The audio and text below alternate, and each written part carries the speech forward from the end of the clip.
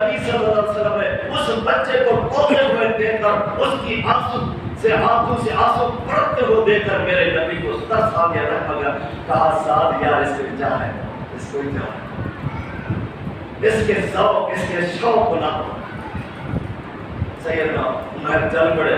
کندھے کو پر تلوار ہے، صحابہ کے ساتھ بڑی خوشی اور یہ کہاں جا رہے ہیں؟ کہیں پکنک پہ نہیں جا رہے تھے، کہیں ہوٹل پہ کھانا کھانے نہیں جا رہے، تمہیں پتا تھا آگے دشمن کا مقابلہ ہے، تیر بھی لگ سکتے ہیں، تلوار بھی چل سکتی ہے، نیزے بھی لگ سکتے ہیں، جسم چھلنی ہو سکتا ہے، لیکن کیا طرف ہے؟ شہادت کا ذوق ہے۔